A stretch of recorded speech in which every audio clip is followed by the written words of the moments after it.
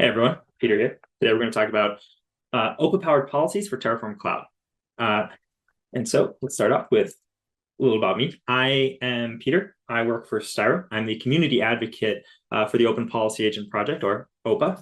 And so I'm a professional community builder. I'm also a retired digital nomad. I've worked and lived in 25 different countries, and I'm a strong believer in contributing to open source. So let's start off and talk about the tools that we're going to be working with today. Right, you guys are at HashiTalk, so you are probably very familiar with Terraform and Terraform Cloud. Terraform being an infrastructure as code tool, and then Terraform Cloud being a control plane to let you manage this with a SaaS front end. And so inside of that, what you may be less familiar with is run task, or a webhook that you can use during the planning of your Terraform plan, or when you're running a Terraform plan inside of Terraform Cloud to call a webhook to integrate and access other tools and features alongside or in addition to your Terraform plan. And in this case, we're going to be using this webhook to call out to Open Policy Agent in order to enable more guardrails around what we want to create with Terraform. So with that, you may not be as familiar with Open Policy Agent. So I'll dive a little bit into what Open Policy Agent is, right? It is a general purpose policy engine, right? And so this is going to allow you to enable fine-grained access controls and use a policy as code model in order to define the policies that are going to protect your system, right? And OPA is not a new project. It's been around for quite a while, and it has a graduated status in the Cloud Native Computing Foundation, along other tools you might have heard of, like Kubernetes or Prometheus, right? It's also been wildly popular. It has hundreds of millions of downloads, as well as thousands of stars on GitHub.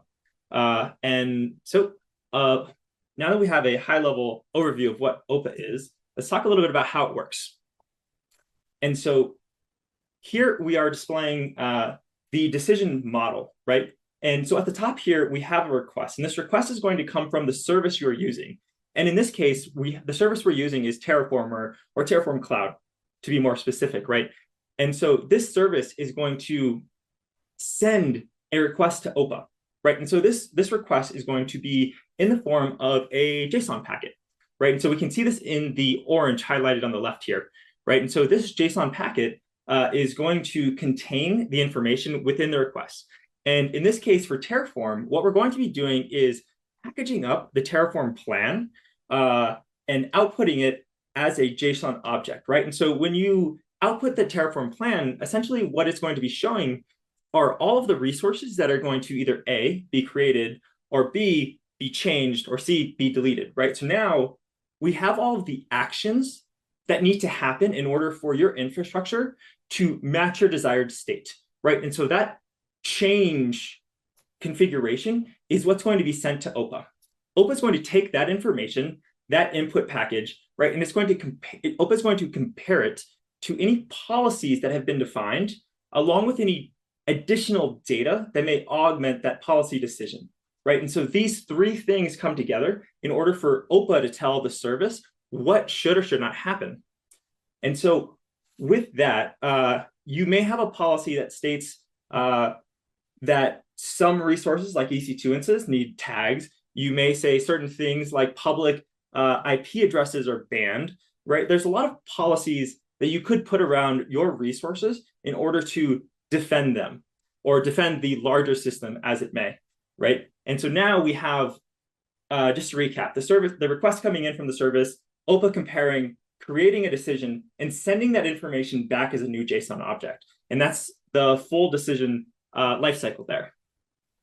And so with that, right, why are we doing this, right? And so we are defining our policies as code because this is going to give us a clearer picture of what needs to happen, right? We're going to be building our policy development lifecycle, right? And so this is going to start from authoring, like understanding what exactly it is that you want to create in plain English, right? And then checking for impact, right? When you are writing policies, especially around creating resources and infrastructure, you want to understand what that policy's effect is going to have on those resources, right? And so you want to know, like, if I create this, am I going to block engineers from being able to create an API gateway that they need in order for their applications to run, right? So you want to be able to understand what's going to happen before you apply these policies and after, right? And then you're going to have distribution or deploying these policies to the enforcement point, right? And so in the case of Terraform Cloud, OPA is actually running inside of Terraform Cloud. So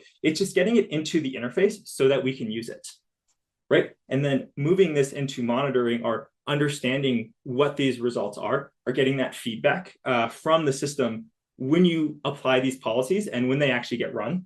And then being able to audit or have a transaction or history of this stuff. And so being able to log that information somewhere so that you can understand what the effects of your policies are, so that now you can go back and audit new policies, right? And so now we have that full policy development lifecycle picture, right? And so let's look at the diagram of the tools when they're put together, right? And so in this case, we have the Terraform workspace on the left. We're going to be generating our plan, and that run task is going to happen in the middle there before we get to a Terraform apply or a Terraform cancel, right? So that run task is going to help us and split off to do, I think, like by default, it also does like cost estimations, right? And so in this case, we're just going to be applying that policy post plan as well, just so that we can add that guardrail before these resources have a chance to be applied or canceled, right? Or we can force the cancellation based on the policy.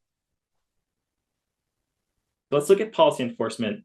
And right, what we are creating today, right? This is going to be a very simple creation that we're doing. We have a VPC.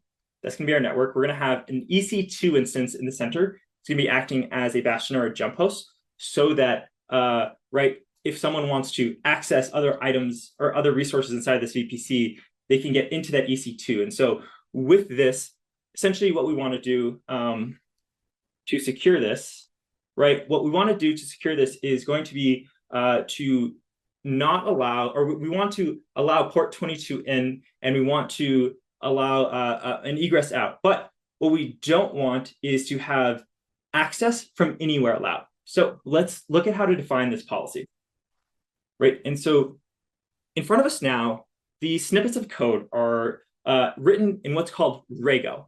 Rego is a purpose-built policy language that comes partnered with Open Policy Agent, right? So this purpose-built language is a declarative language, much like HCL. And so this allows us to define the intent of our policies so that OPA can figure out what the desired outcome state will be, right? And so with this policy, we are defining the intent that we want to deny any public citers, right? So 0.0.0 0/0. I think it's the right number of zeros. Anyway, so like we want to block those. And so so with this format, right, on the left-hand side here, we have at the top is the package. And this package is just the naming convention to split how our policies might be configured. You might have a certain set of policies for compute resources. You might have another set of policies for security resources. You might have another set of policies for Kubernetes, right? So you can use these package names as a logical boundary between these policies, so you can apply them in different places. Import. In this case, we're using import to create an alias for the input.plan. And so that input.plan, the input is just what we are feeding to the decision, and plan is the Terraform plan. And so in this case, we are aliasing it to tfplan just to make our code a little bit simpler to read. You can also use import for adding new keywords. There are a number of these listed on the Open Policy Agent website. And so we're not going to dive into that today, but we will start looking at the rule that we're creating now.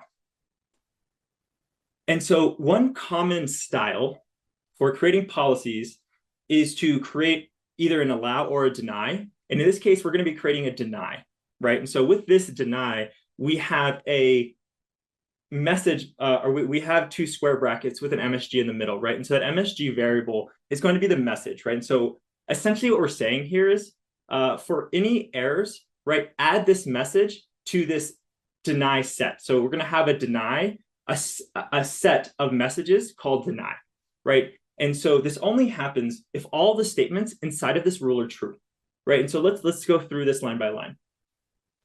First, we have the variable R that we are looking at tfplan.resource changes, and then that square brackets with an underline. And so what this is saying is for every object inside of resource changes, assign this to the value of R, right? So that means we're going to be iterating over every object that's changed for this Terraform plan.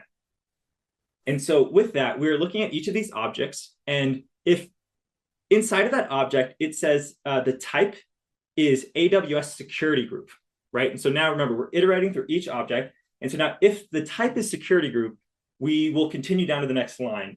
And so now that we know the type is security group, we'll say that if the change, if we are changing, and remember the square brackets with the underline is cycling through, so any of them. So if any CIDR block inside of any ingress after the change is set to 0000/0, right, continue, right? So this means that this change is looking to add or modify that ingress to say, to allow a public ingress, right? And so now we're going to be constructing that message, the error message, which is going to input in the address that's actually being changed here. And we're going to add it to that deny message block, right? And why this is helpful is because now that we have this deny set, we can return that as the decision in that decision model that we saw earlier, right? You get a query as a JSON object and a JSON object as a return decision. And so in this case, we're going to include this deny message. And so with that, let's actually pop over and let's do this. Let's run this real quick in Terraform Cloud.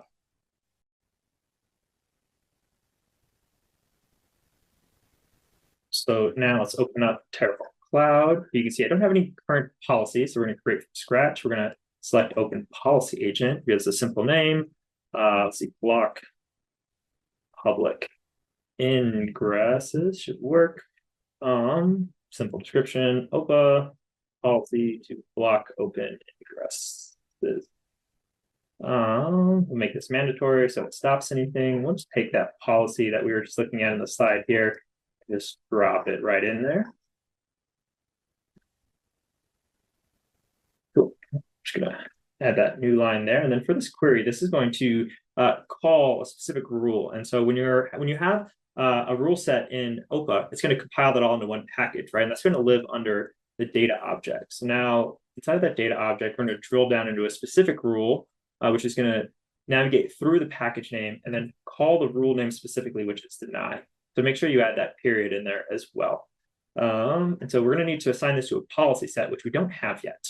So now that we have a rule, let's go over to policy set, create one. Let's just create a manual one, select OPA. Let's just go apply all workspaces. Have that set to all. Let's add that policy we just created. Connect. Cool. So now that's created, let's hop on over to VS Code and look at what we're creating real quick, right? And so from that diagram we showed earlier, right, we're creating a VPC. From inside that VPC, we're creating an EC2 instance, right? And so this is what we're actually looking for. This is the piece that's going to violate the policy, right? We have that open CIDR block here. So now let's open up terminal here, and let's just go Terraform plan. Let's run this. Let's see what happens, right? So now I've already gone through the steps of connecting my VS Code instance to Terraform Cloud. And so you can see that it says here at the beginning, it's running in Terraform Cloud. And so now this is spinning up. Let's pop back over. You can just go into that workspace. We can see in here, where's the most recent run, right? That plan is being created. And we can see here, right? My VS Code instance has connected and it's creating these resources. The plan has finished, and now it's executing that OPA policy. So inside of that OPA policy, we can see that, right, that 0000 ingress that we were talking about has caused this plan to fail, and so and we're seeing that now in the error set here that we bubbled up back to Terraform Cloud. And so with that, I am at time. I want to say thank you for watching. And I hope you have a great Hashi talk. All right. Have a good one, everyone. Bye.